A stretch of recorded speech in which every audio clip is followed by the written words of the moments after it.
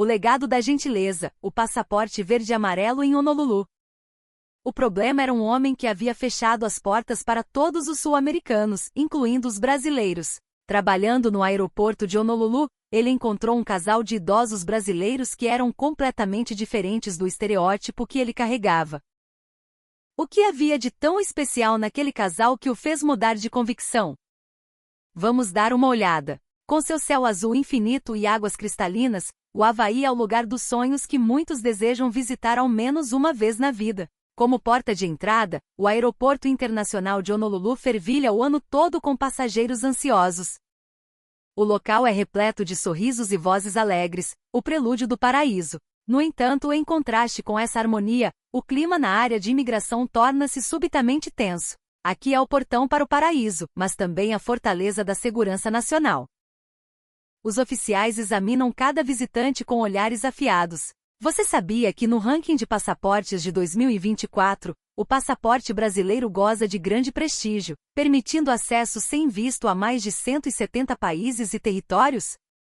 Isso prova a confiança que o mundo tem no Brasil. Mas de onde vem essa confiança? Brian, um ex-oficial de imigração americano, conta parte do motivo. No começo eu não tinha nenhuma boa impressão dos viajantes da América do Sul.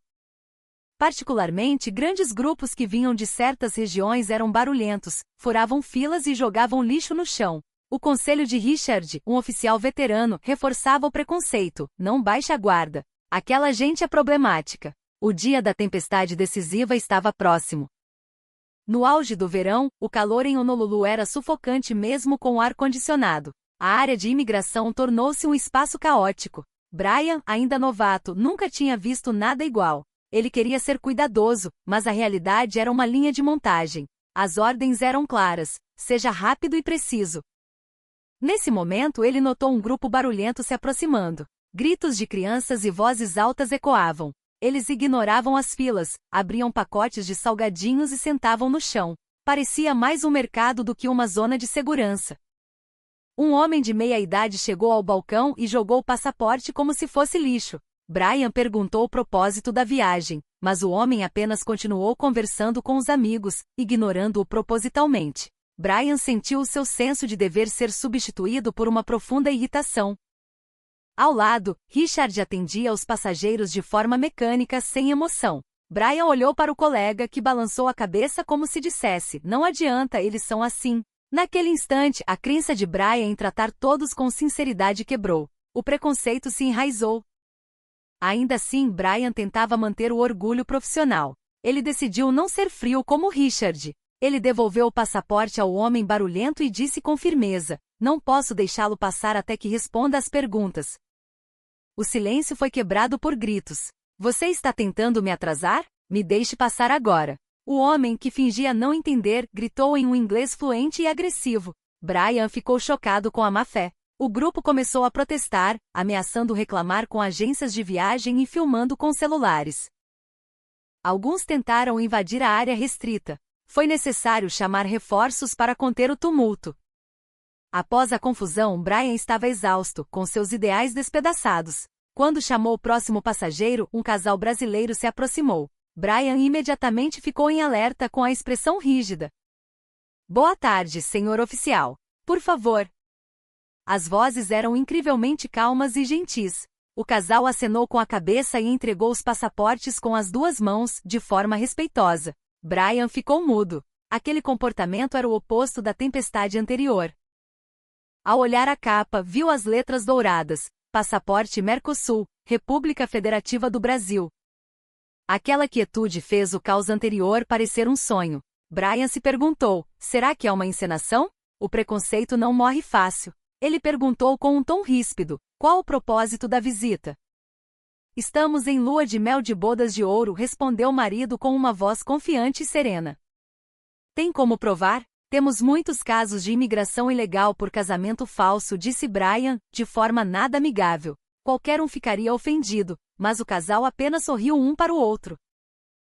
A esposa tirou de uma pasta organizada todos os comprovantes: hotéis, passagens de volta, reservas de restaurantes, seguro viagem e um itinerário detalhado com etiquetas coloridas. Era a perfeição em forma de documento. A honestidade deles era palpável. Brian sentiu sua desconfiança perder a força. Enquanto Brian pegava o carimbo de entrada, o marido disse: "Com licença, senhor, poderia esperar um momento?" Ele apontou para o final da fila, onde uma senhora parecia passar mal, encostada na parede. "Se for possível, poderia deixar aquela senhora passar na nossa frente?"